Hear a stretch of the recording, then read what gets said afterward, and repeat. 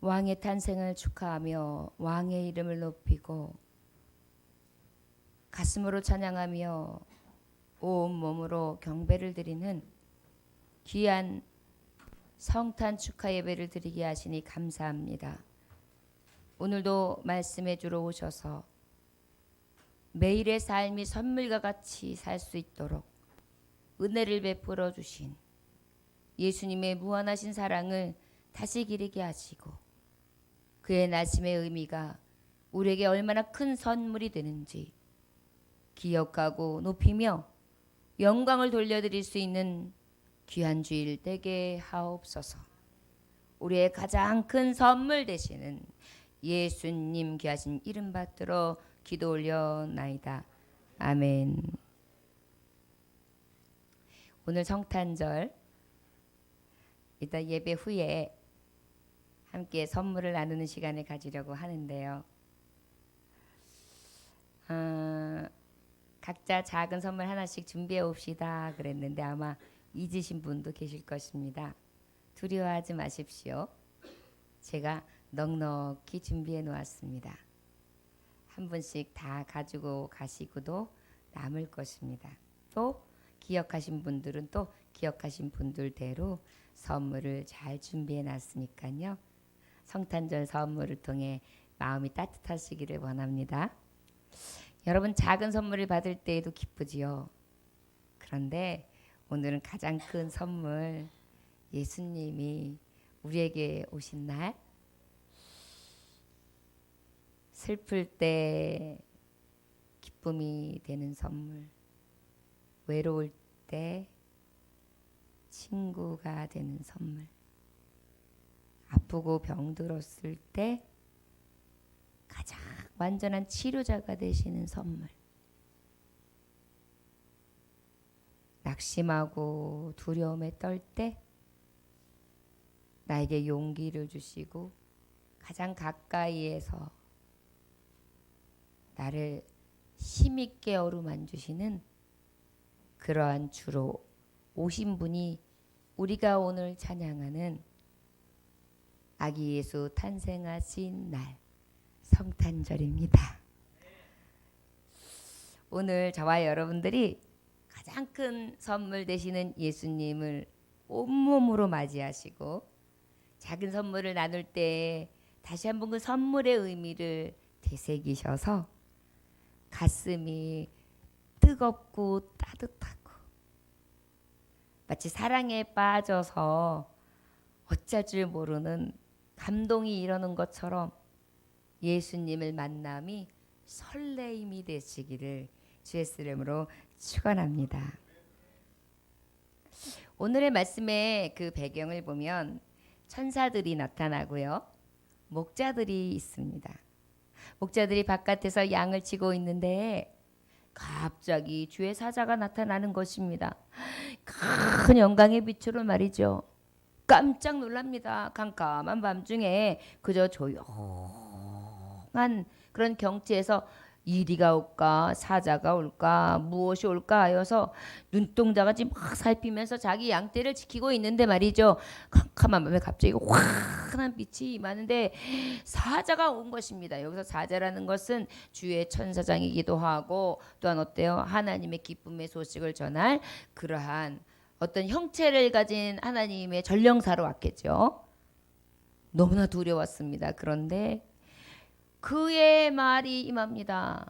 기쁨의 소식이 너희가 이제 가면 강보에 쌓인 구유의 유인하기를 볼 것이다. 그리고 그를 경배하라. 무서워 말라. 구주가 나셨다. 그 말씀을 딱 듣는데요. 두려웠어요. 무서워 말라.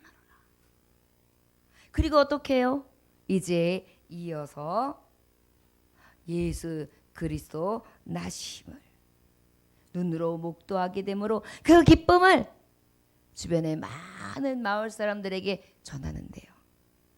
사자 하나만 눈에 보인 것이 아니라 그 말씀이 임할 때에 천 천군 천사. 여러분, 천군 천사라는 것은 엄청나게 많은 수의 천사들이, 천군들이, 만만 군대들이 쫙, 여러분, 우리 성가대가 2사람, 3사람, 4사람, 5사람, 10사람, 20사람만 해도 엄청나게 은혜로운데, 천만은 군사들이 쫙 찬양으로 영광 돌리면서 만세 만세 왕의 탄생 쫙 하면서 와, 한꺼번에 쫙 뛰는, 얼마나 영광스럽겠어요. 빛은 찬란합니다. 이런 장면이 오늘 주시는 말씀의 배경이에요. 필립 얀사라고 하는 분이 쓴 글에 이런 글이 소개되어 있는데 참 감동적이었습니다. 창조자가 지구상의 피조물 가운데에 한 부분이 되신다는 이 사실이 어떻게 이해될 수 있겠습니까? 어디에도 견줄 수 없고 전혀 생소하며 유일무이한 사건이었습니다. 춥고 어두운 어느 날 밤, 베들레헴 굴곡진 언덕 위에서 영계와 물질계가 극적으로 교차되었습니다. 처음도 없고 나중도 없으신 하나님께서 시간과 공간 안으로 들어오신 것입니다. 우주를 가득 채우고 계신 하나님께서 시골뜨기 아이가 되셨습니다. 다른 평범한 아이들과 똑같이 걷는 법과 말하기와 혼자 옷 입는 법을 배우셨습니다. 이것은 하나님이 사람의 몸을 입음으로 의도적으로 완전하지 못할 결함 속으로, 약점 속으로 들어오신 것을 의미합니다. 그의 전지하심은 당시 통용되었던 아람어 발음을 하나하나 배워야 하는 한정된 두뇌로 바뀌었고, 온 우주에 충만하신 그의 편지하심은 2발로 걷고 때로는 나귀를 타야 하는 모습으로 바뀌었습니다. 그의 전능하심은 나무를 켤 정도의 힘은 있었지만 자기의 방어할 수 없는 나약한 상태로 변하셨습니다. 한눈으로 온 우주의 별들을 바라보시던 그분이 나사렛의 좁은 오솔길과 유대 광야의 바위들과 예루살렘의 복잡한 거리들을 쳐다보셨습니다. 물질을 만드신 그 하나님이 물질의 형태를 취하셨습니다. 화가가 자신이 그린 그림의 한 점이 되듯, 극작가가 자신의 쓴 연극 대본의 한 등장인물이 되듯 말입니다. 저와 여러분, 하나님 자신이 사람으로 이 세상에 오심의 이해를 가장 잘 설명해 놓은 글이 아닌가 싶습니다. 저와 여러분, 우리에게 이 예수님이 오심은 바로 가장 큰 하나님께로부터 온 선물이라 할 수 있을 것입니다. 그런데 오늘 말씀에서 아까도 배경을 설명했던 것처럼 누가 등장해요? 목자들이. 그런데 당시의 목자들은 어떤 신분이었습니까? 고대 때는 이런 목자들은 하층민이었어요. 가장 하층에 있는 사람. 또 이 고대 목자들은 천대받는 사람. 그런데 어때요? 예수님이 나신 소식을 가장 낮고 가장 천한 사람, 광야에서 양을 지키되 목숨 걸고 그 눈으로 그들을 졸지 아니하고 지키고 있는 본분을 다하는 부지런한 성실한 그러한 자에게 하나님의 가장 기쁜 소식, 그 선물, 우리가 받고 누리는 가장 즐거움의 선물은 안겨졌던 것입니다. 여러분, 많은 것을 지니고 있는 사람에게 선물은 별로 의미가 없어요. 보십시오. 귀금속이 전부 다이아, 전부 에메랄드, 전부 루비로 쫙 치장한 사람에게 이미테이션으로 예쁘게 만들었다고, 핸드메이드라고 하면서 그것을 딱 갖다 주면서 갖다 줄 때, 물론 선물 받는 것은 기쁘겠지만 그 가치가 어떻겠어요? 아마도 많은 것을 지닌 자에게는 그렇게 큰 기쁨의 가치가 없을 거예요. 그러나 어때요? 작은 이미테이션 하나도 변변치 않고 그저 나가가지고 한번 곰곰이 생각해봐서 2,000원, 1,000원짜리도 요렇게 만져봤다가 살까 말까 망설여서 하나씩 구입하는 사람에게는 그 작은 선물 하나도 어때요? 귀중한 거예요. 바로 우리 하나님은요, 저처럼 가장 비천하고 천한 자에게 임하셔서 하나님이 가장 나에게 있어서 큰 선물이고 가장 큰 보석이 되신다는 것을 하나님은 내게 보여주셨습니다. 자, 여러분, 여기에 있는 조목사가 위대한 자고 높은 자고 다 가진 자라면 아마도 예수님이 오셨다는 것에 대해서 그렇게 큰 의미를 두지 못할 수도 있을 것입니다. 그런데 저에게는 없는 게 많거든요. 말씀을 준비하고 있으면서도 제 안에는 늘 이 한켠에 멍들어 있는 가슴이 있어서 어때요?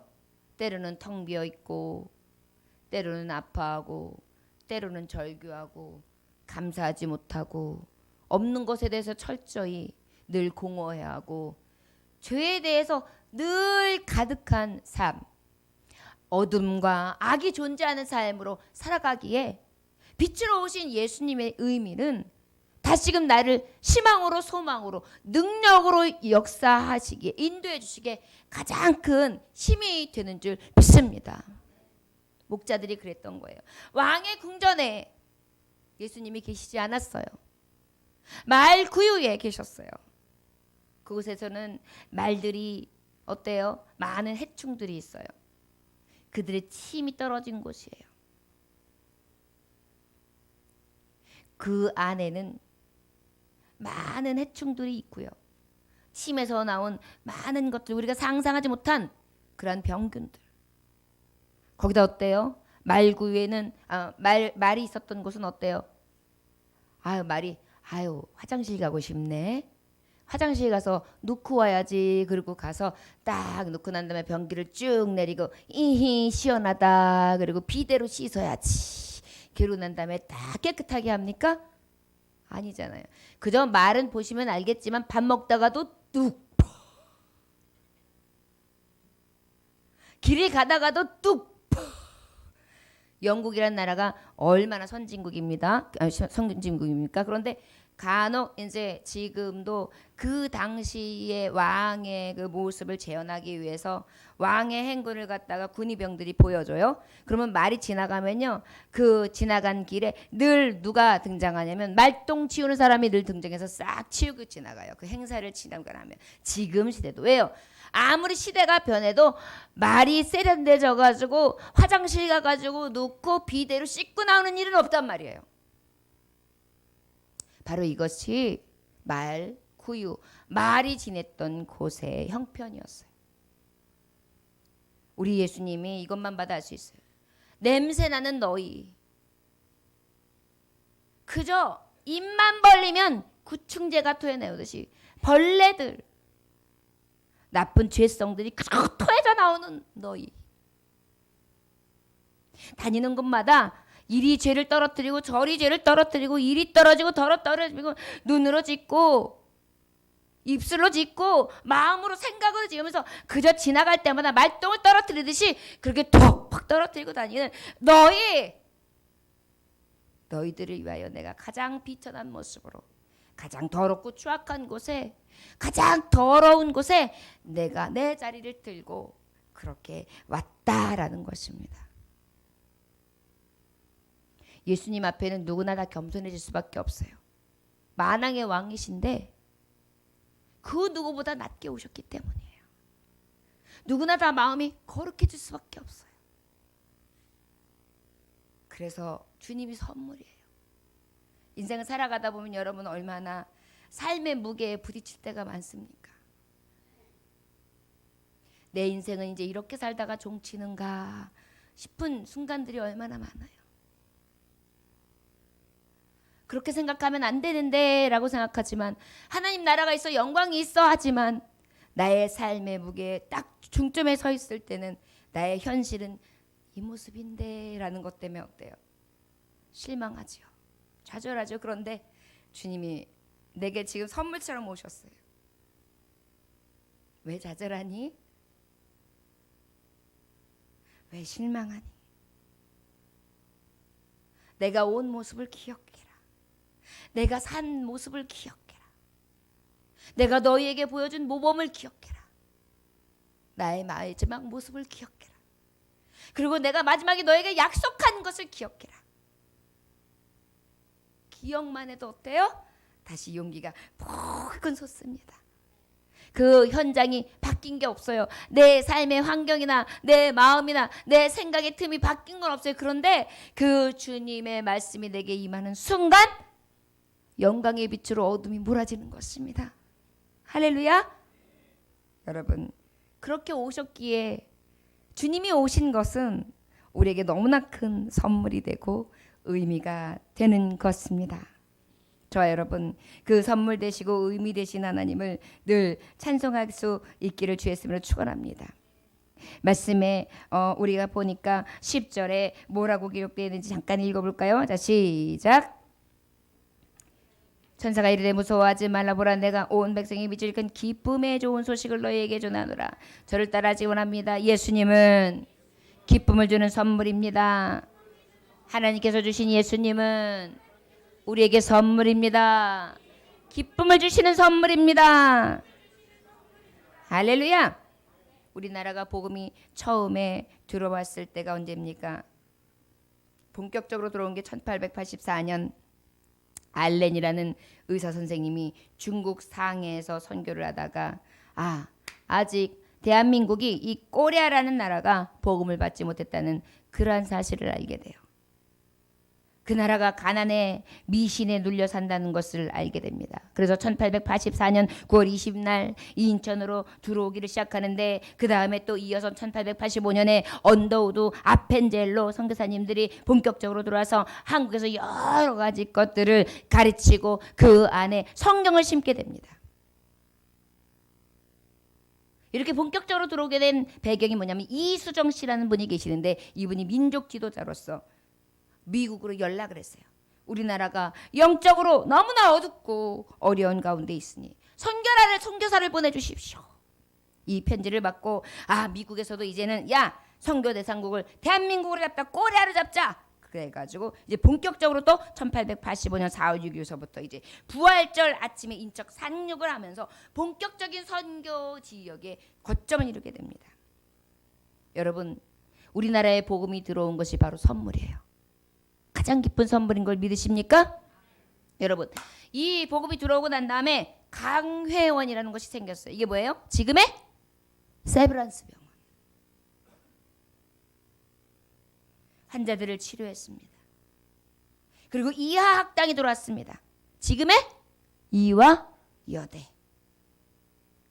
그 다음에 배재고등학교, 연희전문 등 여러 가지 신문화를 접할 수 있도록 그래서 유학도 보내주고요. 선교사들을 거쳐서 많은 지식인을 키우게 되고 글로벌이 그때부터 시작되게 됩니다. 언제요? 복음, 복된 소식, 구원의 구주 예수 그리스도의 그 이름이 소개되고 난 다음부터 이 나라에도 여명이 들게 된 것입니다. 우리의 어두운 심령도 바로 여명은 어디에서 오느냐? 바로 구주 예수 그리스도께로부터 온다는 것을 기억하시기를 원합니다. 영적으로 숨통이 막힐 정도로 우리나라는 은둔 생활을 했습니다. 그래서 어떻게 복음이 전해지를 못해요. 여러분, 그래도 120년 전에 이 복음이 들어왔기 때문에 세계 열강들 안에 우리가 그래도 틈을 끼워가지고 이렇게 급성장하게 된 것이 바로 이 기쁨의 선물 예수 그리스도를 우리가 받고 난 다음에 오는 축복이라 믿습니다. 영국이란 나라 앞섰죠. 500에서 600년 전에 이 하나님의 말씀을 받았어요. 그러니까 지금 어때? 세계를 주도하지요. 미국이란 나라도 이 영국 청교도 신앙을 가지고 시작됐습니다. 얼마나 지금 부강한 나라가 되었습니까? 선교사들은 와서 맨 처음에 한 것이 지금처럼 많은 병원을 세웠습니다. 초중고등학교를 세웠습니다. 다 100% 기독교가 기쁜 선물이 돼서 이 땅에 미개한 백성들을 깨울 수 있도록 그렇게 예수 그리스도께서 낮고 천한 이곳에 오신 줄로 믿습니다. 가장 여러분 기쁨의 소식이 이 땅에 복음이 들어오고 누구에게 전해진 것인지 아십니까? 천대받던 여성들이요. 옛날에는요, 기머거리 3년, 눈먼 3년, 벙어리 3년, 시어머니의 등살에 그저 노예처럼 일을 해야지만 살았어요. 요즘에 여자들한테 뭐 옛날 얘기 조선시대 얘기해 보십시오. 이 인간아 조선시대에서 사냐? 지금이 어느 때인데? 이러면서 여성들이 가만히 있지 않을 것입니다. 지금도 조금만 여성에 대한 비하 발언을 하면 소송 걸잖아요. 과한 측면이 없잖아 있지만 여성 인권이 다시 시작될 수 있는 길을 연 게 바로 여성들에게 가장 큰 기쁨의 선물이 무엇이었냐? 이 복음이었습니다. 할렐루야. 예수님이 그런 분이에요. 미개했던 나라, 캄캄했던 나라에 선물로 오시게 된 것입니다. 그렇다면 남자들에게는 안 그럴까요? 남자들 생각해 보세요. 간원상제에 눌려 있었어요. 그래가지고 어느 날 부모님이 돌아가십니다. 그러면은 가난해도 최소한 9일장이 9일장. 여러분 장례식 치러봐서 아시죠? 요즘에는 장례식 껌이에요. 밤에 잠깐 자잖아요. 저희 옛날에 장례 치러보면 밤 자는 게 어디 있어요. 4일 5일장을 갖다 잠도 못 자고 계속 밤새 사람들 계속 먹을 거 대면서 육개장 끓여가면서 밤새 사람들 대접하면서 그렇게 일했어요. 그것도 힘들다고 했는데 이 당시 때 9일장을 했어요. 9일장. 보통 13일장, 15일장, 21일장까지 했어요. 여러분. 이게 불과 조선시대 얘기예요. 여러분. 우리에게 오신 선물 예수 그리스도의 복음이 들어오기 전에 병원도 없었어요. 냉동실도 없었어요. 시체를 어디다 놨어요? 방 안방에 병풍 가려놓고 놨어요. 냄새가 악취를 아주 진동하는. 그래가지고 그 향불을 계속 켰어야 되는 것이었습니다.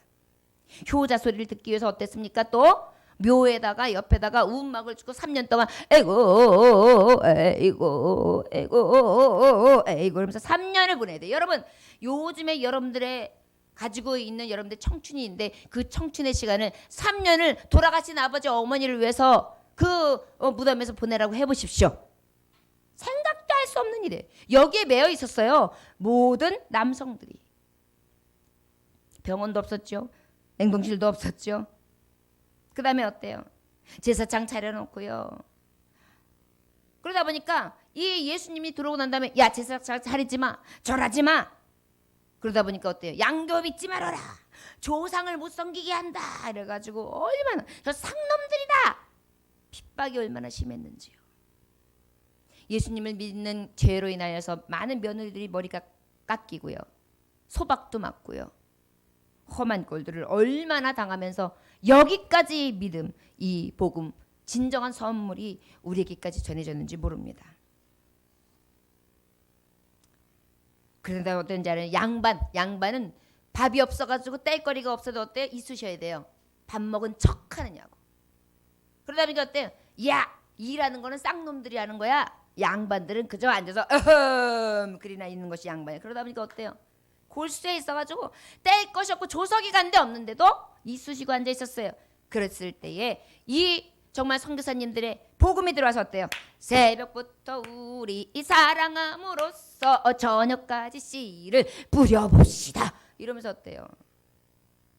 복음을 전하는 어둠 밤 시대 에리니 내 직분 지켜서 이러면서 어때요? 잘 살아보세 잘 살아보세 우리도 한번 새마을운동 다 어떻게 해서 온 거예요? 경제성각 바로 예수님이에요. 여러분 예수님이에요. 우리나라에 들어온 이 선물이 이 복음이 엄청난 힘이에요. 그리고 이 땅이 어떻게 됐어요? 진짜 잘 살아보는 나라가 됐잖아요. 얼마나 미신에 짓눌려 있었습니까? 숨통 쉴 수 없어요. 여러분 요즘에 뭐 네팔이나 인도 가면은 엄청난 우상들이 있다 그러죠. 우리나라 만만치 않았어요. 집 전체가 귀신이었어요. 마당에는 마당 귀신, 대문에는 대문 귀신, 광에는 광 귀신, 마루에는 마루 귀신, 사랑채는 사랑채 귀신, 착간에는 직간에는 직간 귀신, 강에는 강 귀신, 총각 귀신, 몽달 귀신, 처녀 귀신, 뭐 온통 귀신 옴짤딱싹 그러면서 하면서 어때요? 귀신 쫓는다고 하고요. 이사 갈 때도 결혼할 때도 날짜를 잡아야 돼. 그렇지 않으면 손 있어서 갑자기 즉사한대요. 여러분 이랬던 민족이에요. 우리가 그냥 귀신잔치.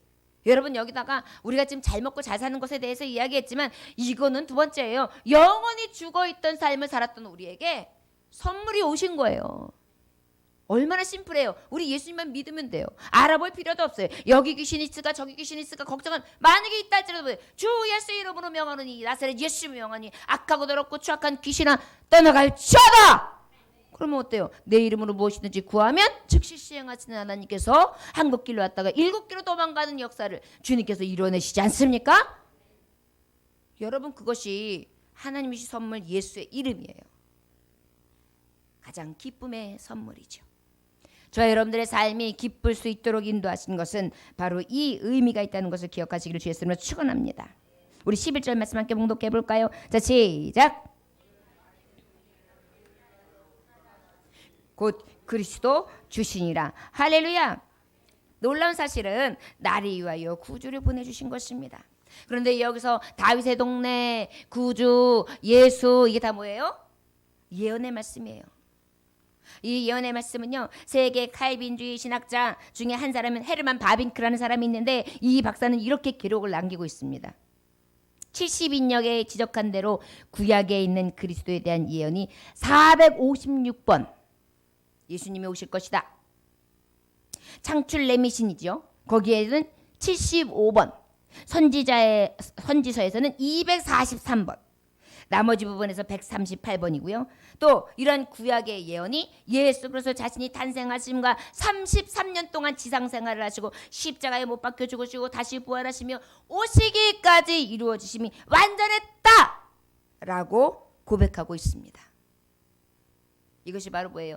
예언의 말씀대로 구주, 구원의 기쁜 소식, 우리를 죄에서 구원하시는 분, 나의 죄, 없이 할 수 없는 이 죄를 대속하신 예수님이 바로 우리에게 주신 선물 되는 것입니다. 저를 따라하시고는 나를 위한 선물, 나를 위한 선물. 하나님이 이 땅에 오신 선물은, 주신 선물은 바로 나를 위한 선물이에요. 누구도 아니에요. 11절에 갈목할 말씀에 이 단어가 우리에게 있는데 바로 어떤 말씀을 얘기하냐면 너희를 위하여 그랬어요. 너희가 누구예요? 나예요, 나. 저 여러분, 하나님이 주신 선물은 기쁨의 선물이에요. 그런데 이 선물이 어떤 선물이냐? 나를 위한 선물이라는 것을 기억하시길 원합니다. 제일 슬펐을 때가 언제냐면은 선물을 주는 날인데, 이제 유치원에서 엄마 아빠가 다 이렇게 잘 챙겨주고 보살펴주는 아이들은 내일은 산타 할아버지가 선물 가져올 거예요. 선물 싸가지고 오세요. 그러면은 엄마 내일은 산타 할아버지가 오신대요. 그리고 이제 알림장 있으면 딱 보면 엄마가 여기 하니 언제까지 어떤 선물 아이가 원하는 걸 파악하셨다가 보내주십시오 그래요. 그러면 그걸 딱 해가지고 미리 쫙 엄마들이 몰래 갖다 주잖아요.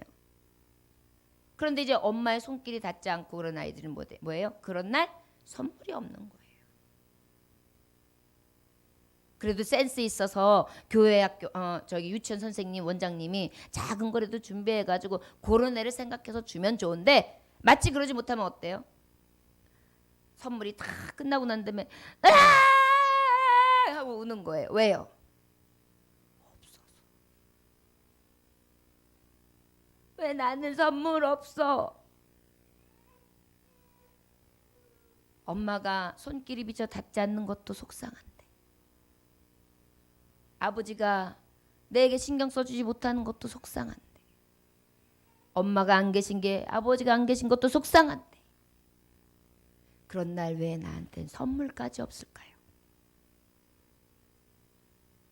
여러분, 우리 인생도 똑같지 않습니까? 이 사람은 이런 거에 선물 갖고 저 사람은 저런 게 선물 갖고 다 나름 선물같이 사는 것 같은데 나는 왜 이것도 저것도 없지? 그런데 오늘 하나님이 주신 선물은 오히려 가장 비천하고 가장 천하고 가장 피곤하고 고운하게 사는 인생들에게, 나 스스로에게 각자에게 주신 선물로 오셨다는 것입니다. 할렐루야.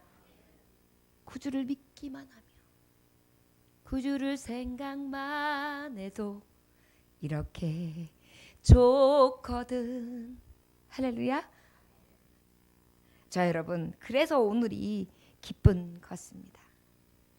죄를 속해 주시러 오신 나의 주님, 나에게 힘이 되시는 나의 주님, 나를 기쁘시게 하는 주님으로 오셨기 때문인 것입니다. 그 예수님 오늘도 선물로 오심을 찬송할 수 있기를 주의 이름으로 축원합니다. 우리 12절, 14절 한번 14절 함께 봉독해 볼까요? 14절 시작.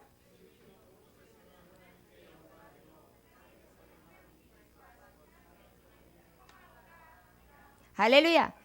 우리 예수님은 어떤 선물로 오셨느냐? 평화의 선물로 오셨습니다. 저를 따라 하시거나 평화의 선물. 내가 받은 선물은 평안입니다. 할렐루야. 네. 주님이 나셨는데 말구유에 계세요. 누구도 알아주지를 않아요. 알아볼 수가 없어요. 그런데 목자에게 분명히 현몽한 거예요. 분명히 사자가 보여준 거예요. 그리고 가봐라. 그 자리에 예수가 계시는데 그가 바로 다시 오실 자 구주시다. 우리의 약속하신 하나님이시다. 그러면 그곳에 가면 강보에 쌓인 아기가 있을 것이다. 정확하게 알려줘요. 마치 마리아와 요셉에게 현몽하신 것처럼 말이죠. 우리 하나님은요. 표징을 보여주십니다. 그리고 역사 속에 허구가 아니라 실제적인 역사적 사건입니다. 여러분, 우리가 왜 더욱 하나님께서 주신 선물이 의미가 있느냐 하면 그저 상상으로가 아니라 진정으로 내 안에 만질 수 있고 볼 수 있고 느낄 수 있는 그러한 왕으로 보내주심을 받은 것을 기억하시기 원합니다. 그것이 바로 어떤 의미로 오느냐? 평강으로 와요. 무엇으로 온다고요? 여러분들 안에 만약에 지금 이렇게 성탄 예배를 드렸는데 평강이 사라졌다. 그렇다면 여러분들은 오늘 진정한 예배를 못 드린 거예요. 예수님은 평강의 왕이시거든요. 예수님을 주로 모시는 순간 우리 안에 무엇이 들어와요? 평안. 평안을 너에게 주노라. 세상이 줄 수 없는, 세상이 알 수도 없는 평안. 오 평안, 평안, 평안을 내게 주노라. 아멘. 자, 여러분, 예수님이 오신 것은 나의 죄를 깨끗하게 하시고 나의 걱정 근심마저도 덜어주시고 나의 있어야 할 것, 내가 필요한 것을 공급하시는 공급자로, 내가 아프고 쓰러질 때 나를 치료하시는 치료자로, 내가 힘이 없고 연약할 때 나를 일으키시는 능력으로 오셨습니다. 그렇다면 평안할 수 있잖아요. 주님 앞에 염려와 근심을 다 내려놓고 평강의 주님, 선물로 오신 예수님을 꼭 끌어안으실 수 있는 저와 여러분들 되시기를 주의 이름으로 축원합니다. 인도네시아의 이디안 자야족이라는 족이 있습니다. 그곳에서 전도하던 존 리처드슨 선교사님의 일화입니다. 그때는 이제 자야섬에 식인종이 있었어요. 인도네시아에 말이죠. 부족 간의 큰 싸움이 심했습니다. 부족들끼리 막 우리가 왜 원주민들끼리 싸움하는 거 간혹 TV에서 보잖아요, 영화로. 근데 그게 실제 있는 일들이었던 거예요. 싸우다가 이제 서로 지쳐가지고 서로 상처가 나고 누가 죽고 살고 이러고 나면 야, 이게 전쟁이 끝이 없겠다 싶으면 어때요? 서로 화친을 구해요. 야, 우리 화해하자. 그러면은 어떤 관습이 있냐면 그 지역의 어린 아기를 제물로 바치는 거예요. 내가 여기 아기를 바칠게. 우리 싸움에 신에게 바칠 테니까 우리 싸움 그만하자. 평화하자. 피로 다 내가 대신할게. 그래가지고 어떻게 해요? 어린 아기를 인신제사를 드렸어요.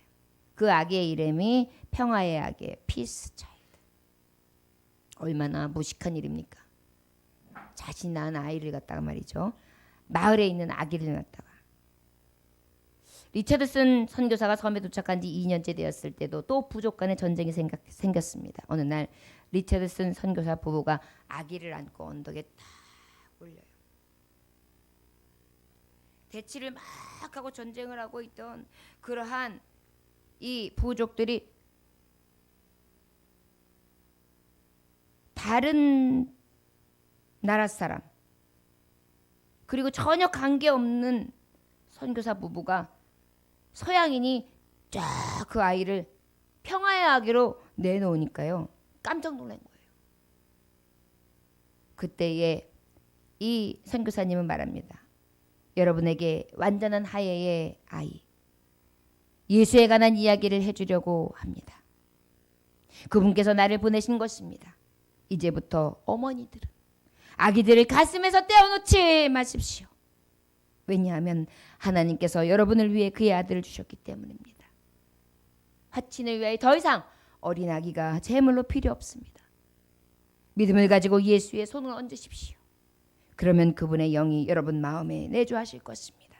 여러분은 평화의 길로 인도하실 것입니다.